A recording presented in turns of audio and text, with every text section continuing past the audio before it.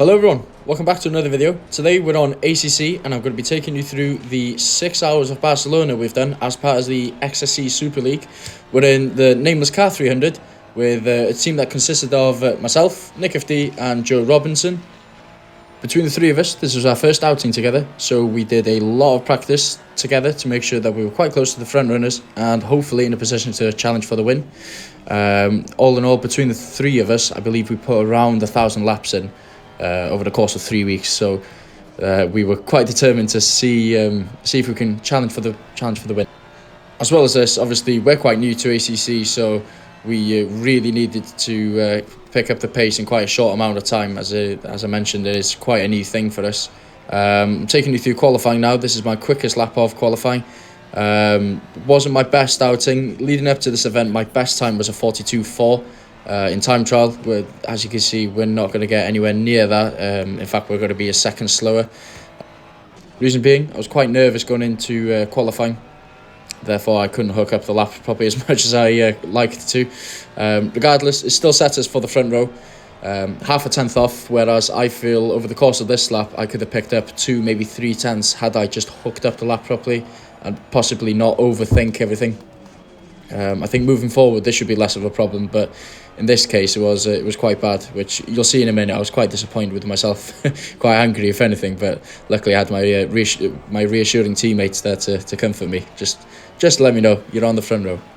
Going into this last sector now, going deep while I was up on the delta, now losing time. This is an awful last sector, I believe. It was really tough for me to get my head around, especially being that I was new.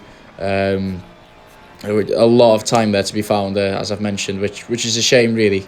Regardless, it's a 43.4, and that's our quickest lap of the session, unfortunately.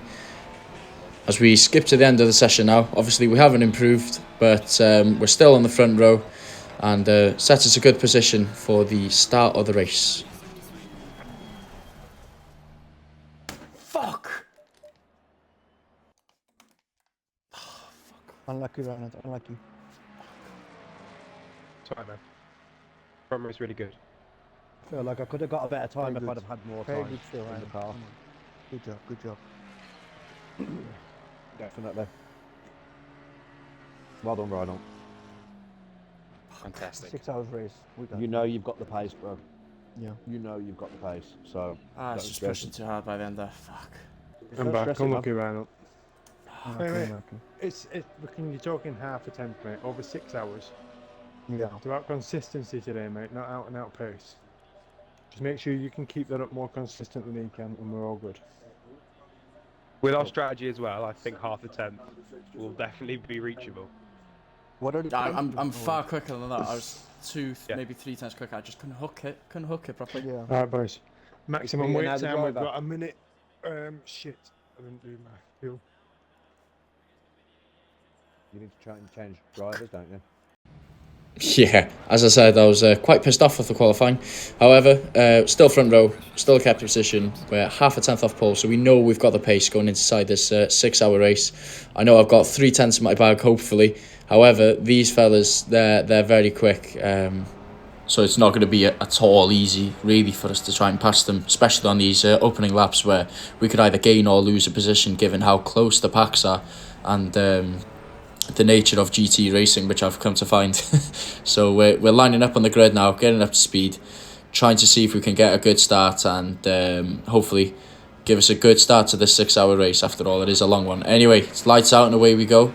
We get a mid-start, if I'm really honest, and I was quite worried there that the number 3 man, the McLaren, was going to try and pass us. However, we've just been bump drafted very kindly by the Merc, which sets us side by side going with the Ferrari into turn 1. Trying to see if we can maybe hook a move already, but we just tuck into the pack going through now the middle sector. Having a look round now to the outside, seeing where we can possibly make a move on this Ferrari going through the first sector now if the opportunity presents itself. Step out. Relatively clean, I have to say. Not over yet, that one. But yeah, over to you, Regan. Yeah, it was a very solid race start for the front row so everyone in the top 7 there nicely filtered into their own respective race. I'd say that, but it's been quite a disastrous start, I should ask, for the Tidman team. They started 4th and they're now down in 7th behind their sort of direct rivals at K1. Martin van Manen's now up to 6th position, Vertzi up to 5th. So it's been a bit of a mix-up further down the line, but for that top 4, it's been pretty much a completely unrestricted start.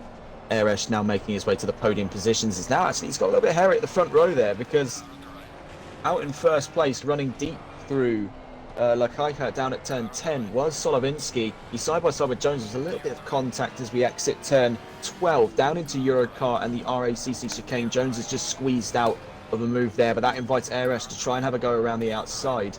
Heading out of RACC. Now down through Catalonia corner, turn 16 to round off that first lap. Yellow flags are out. That is for, I believe, the 444. Jones is looking for the move. Nameless could find themselves in a very early lead of the 6 hours of Barcelona. He's going to try for it around the outside of Solovinski. He's definitely put it in there with the late braking, very nearly to the corner there. A little bit of contact. Things got very, very hairy there. Schwitzer's coming through with Eresh there. 3 wide out. Okay. It's forcing me off. Getting squeezed. Jones with contact. He keeps touching me. That was nothing to do with me, that. I would say that was completely sportsmanlike. He did come barging through. Always hard to see from these angles the full story. It's okay. We're okay. But they all are facing the right way. Fine. That is what's important. Solovinski, that's going to be a bit of a sore move. He's gone from 1st to 4th now in the span of a lap and a half. Yeah, these guys racing like there's no tomorrow, but they've got 6 hours. And you can end up putting your team right to the back. Ezekiel into the pits for BOA. Maybe heavy contact. That is. So yeah, there we go. We're up to first. I stand by what I said there. I don't think I did anything wrong really going into turn 4. The car just came into me while I was fully committed to the corner, so obviously I stand by that. Anyway, now our aim is literally now to see if we can eke out a gap ahead of this Mustang. Now then, we're nearly filled with the tanks with fuel, so it's going to be quite interesting for us to see how our Ferrari compares to heavier cars such as this Mustang, which is obviously front-engined as well. So it's going to be a really interesting battle. I've been watching with Jones over the course of this last lap, and I'm starting to notice a little bit of a pattern reoccurring with the Ferrari. For whatever reason, the setup that he's got over that Ferrari is just incredibly stable. He is having to sacrifice a little bit of mid-corner speed, but it does seem to be a case where he's flowing with the car. Now, I've seen it time and time again, all too often, mid-engine cars. You get to a certain point in the race, normally about now, and they start wrestling the car, and that's not been the case for Jones. He's really been working with the machine. But he just put a really nice move on Solovinski. So I was speaking about Mr. Jones before the race started, and obviously he's making his presence known very, very quickly. 8 laps in the race, already holding first place. He's got a little bump of just over 1.5 seconds on Eresh on the Ford. Very interesting to see if Eresh can actually close that gap, because the Ford is amazing in a straight line. So see what you can do, see if you can actually close that gap on Jones. Plenty of time to go, obviously. We've still got 5 hours to 45 minutes to go, so no rush. Absolutely no rush for this one. Right then, there we go. We're half hour into this stint now, and it looks like we have eked that gap out a little bit. I was trying to manage the tyres as well in this session. I found it quite difficult, actually, at the end of in retrospect now, with the quite high temperatures we came to see. I believe at this point it was 31 degrees track temp. Now then, in our practice we had that a little bit lower, so really trying to manage the pressures could be quite difficult, especially considering that the 3 of us in our team had completely different driving styles, and one of us was on controller. So we had those challenges to face in the build-up to the event. Luckily, we found a setup that the 3 of us could work with, and for now it was just a matter of understanding the tyres, understanding what to do with the pressures, with the change of temperature. So we've got all that to look forward to, really, moving on from this event. But you'll come to find it's quite a good platform for the 3 of us to work from. As you say, that goes down to 2.3, so he's taking just a little more of it again. It's been interesting to see how this one's going to develop. Do you know what? I think if I was Switcher Motorsport, I would be genuinely concerned at this point. I don't think they expected the nameless guys to be putting their foot down at all, if any, in this race, and I think they've been caught sleeping. But then again, they haven't raced with Reynolds Jones before, so this is going to be a first for some of the guys. I think he's only done one race with XSC next, maybe race one possibly. Yeah, so a lot of these guys are not aware of Jones' abilities. Okay, Reinhold, okay. yeah. Now then, moving on to the end of the stint, around 5 minutes away from the time we need to be pitting, you'll actually see that the Mustangs caught us. Although we've held the fastest lap of the race, the pace drop-off has been quite significant. Our fastest lap was a 44.2, and you'll see that our last lap was a 45.9. Coming across the line now, we're now in the 46s, 46.3 in fact. So that pace has definitely dropped off quite a bit. I believe this issue came from a mistake with the tyre pressures. As I mentioned previously, we've struggled in the past with adapting our pressures to the ambient temperature of the session. I can see him. So it's quite important for me to tell the team to make sure that the fella, Nick being in this case, the next guy in the car didn't have the same issue I did. So you'll come to see I've got the menu up now, and we're just adjusting the pressures to make sure that we're okay for the next stint, so we don't get held back again. But the pace was really good at the start of the stint for some reason, and then it literally all just dropped away. I might have been too harsh on my tyres, but who knows.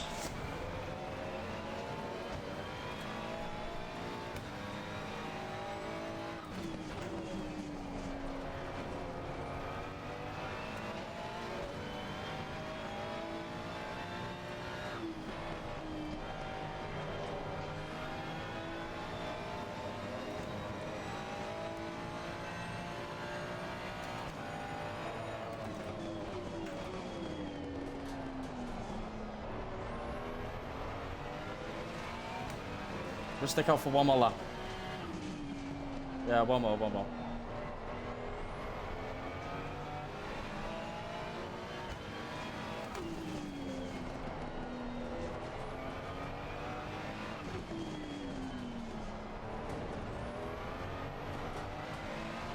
I need to just double check on the straight that I've got all the correct settings. So suspension, no. Bodywork, no. Change tyres, yeah.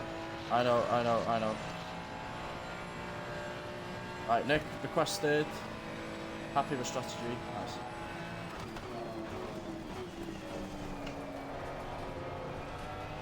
Yeah, I will.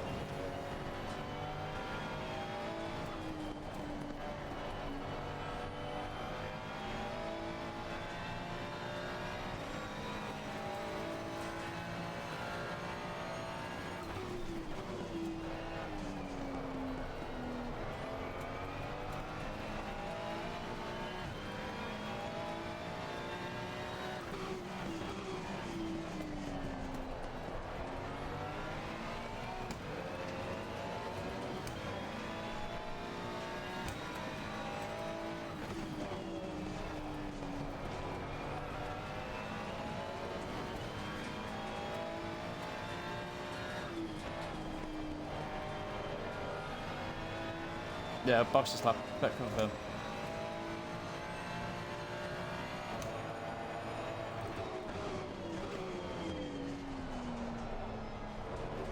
Good time to pit as well, because gaining on this McLaren ahead of us.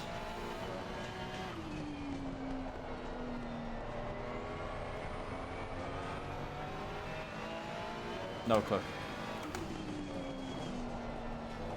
Yeah, no worries.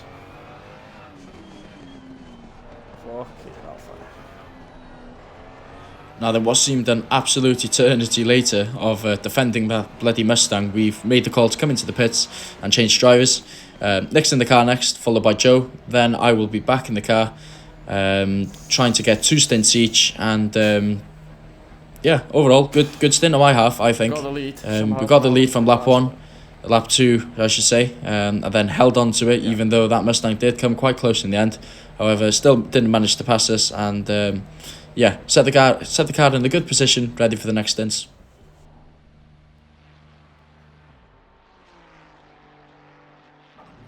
We're up. 30 seconds. Jump.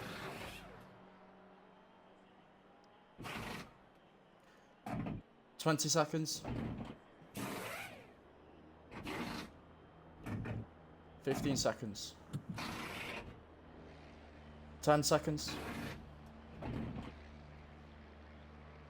And 5, 4, 3, 2, 1. Go, go, go. Fucking perfect. Let's go. Come on, Nick. Now then, you join me at the start of the second stint for me. Nick's been, as well as Joe, both really good stints by them, to be fair to them. Really good pace all through the stint, which was promising. And a lot less tyre wear we found compared to me, so I think that speaks volumes in itself, but obviously something we're going to be working on in the coming races. Anyway, regardless, looking to warm our tyres up now. Gap ahead's quite big, however the people net first still have not pitted yet. That'll happen next lap. Here you go, you join me in the next lap, very next lap, going through the last sector now.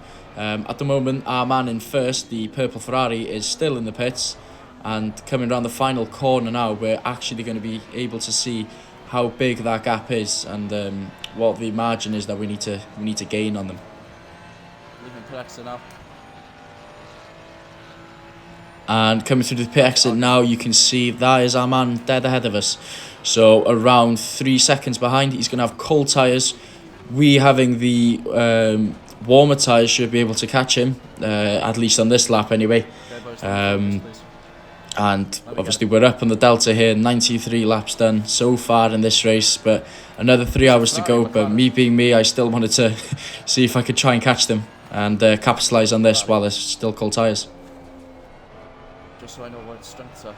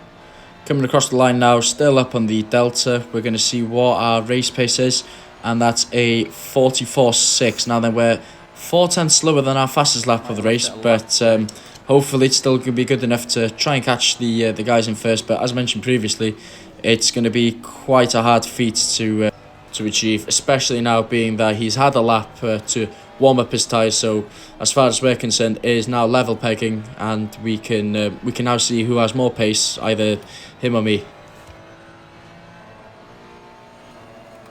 So Jones has, yeah, he's closed that gap. Because when Jones came out the pits, he was 8 seconds down, and he's now 1.4. So not to be ignored as Mr. Jones. There we go, trying not to be ignored. We've now gained the gap, or gained on the car ahead, I should say, now within a second. As you can see ahead of us, going through this last sector now, we're actually going to see a little bit of traffic.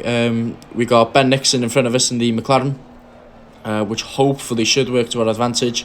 Currently negative on the Delta, but still aiming for that 44.6 race time, which isn't that bad, all things considered. But coming across the line, the fella ahead of us has done a 44.9, so on that last lap we were 3/10 faster. Whether that be dirty air or not, we don't know. But coming through this first corner now, the leaders have made a mistake. They've gone run deep. We sense opportunity now and see if we can possibly plot a move on them going through this first sector. Trying to stay close, try to stay close with them and suss out where we're quicker, where they're quicker, and see where that could work to our advantage. Just trying to fake the dummy there going into turn 4 and trying to stick with him, possibly going a bit deep on our side as well, which compromised our exit. Going now down to turn 5, and obviously we made another mistake typically. However, we're sticking with them. Gap is now less than half a second, so everything to play for.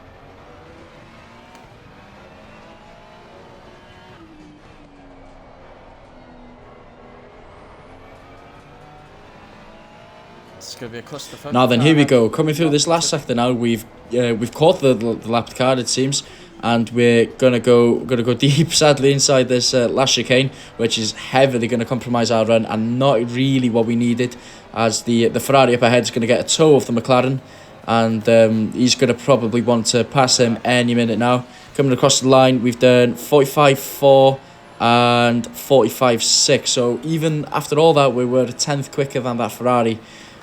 Which is positive news for us now that he's caught him. As I mentioned before, we really want to make sure that we use this lap car to the advantage and try and pass that Ferrari in one move, hopefully, and avoid contact. Obviously, that's the main priority. But aside from that, we'd quite like to get past this car. The wear and tear of individual, parts of the car. Hang on just a sec. We do have a battle. I think it's been shown up on the big screen as well. It's between Nixon, Volchak and Jones. The 3-car battle here for third. Volchak's going to be to the inside, so that's going to take Nixon, but Nixon's going to try and swing him back, and he's definitely got that in there. It's now to the outside. It's nearly through a press going up towards Kapsa. Wow, I thought Jones was going to thread him there, but the gap kind of closed. No, as we saw, Wilczek getting a little. Was it Nixon? Who's the proper car? Is it Nixon? Nixon got a little unsteady as they head up the hill there. That's Volchak up front. Nixon's in the blue and white. He's in 113 in He's so fucking small. The battle between, and this is a rivalry that's stood around for a long time. Bro, come on. First and second are in the pits. So the battle for first is very much with Wilczek, Nixon and Jones right now as they come round the last couple of corners. Nixon's had to jump out of the corner there, going down into the RACC chicane, so he's forfeited fourth position to Jones. I think Nixon might be jumping into the pit lane. Hell, man. But he is. Yeah, he's in. Off into the pits goes Billy Nixon for K1. Wilczek. That leaves Volchak and Jones to inherit the first 2 positions of this race. So we're back again with the nameless number 300.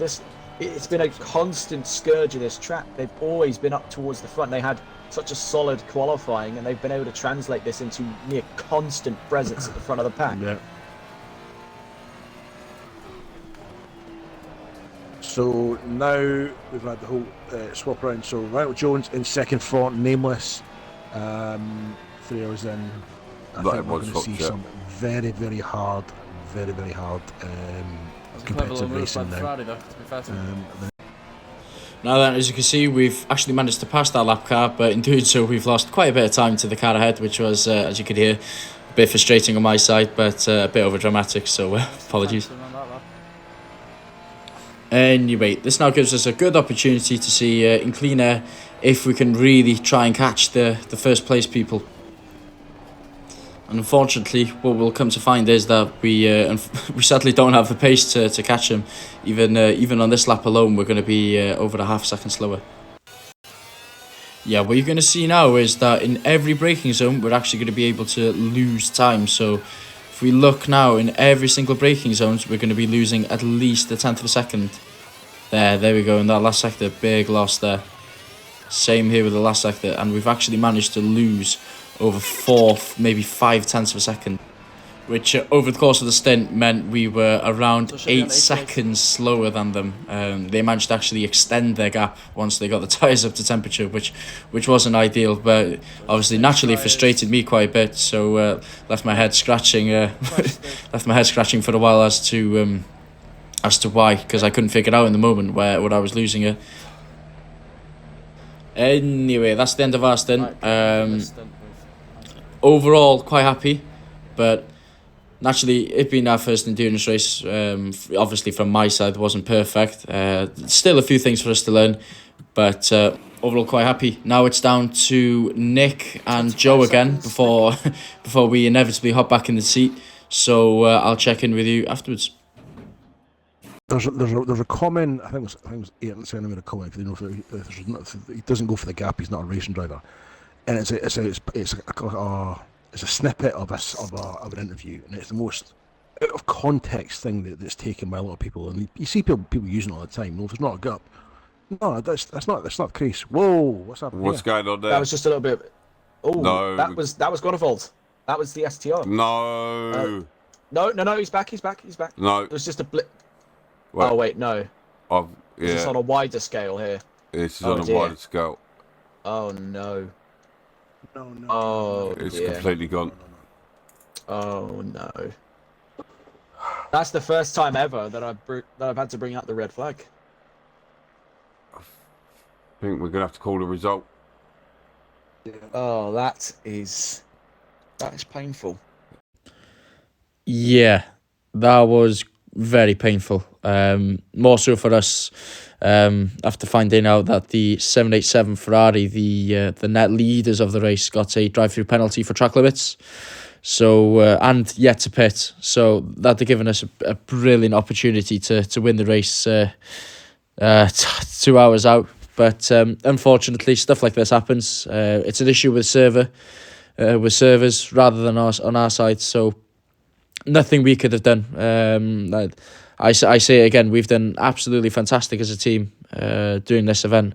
So it's a great shame really, knowing that we could have won the race. But anyway, here are confirmation of the results. We've got exclusive winning the race, the 788 McLaren, which were 30 seconds behind us. However, being us pitting before them, they were obviously ahead in track position, but we were the net leaders.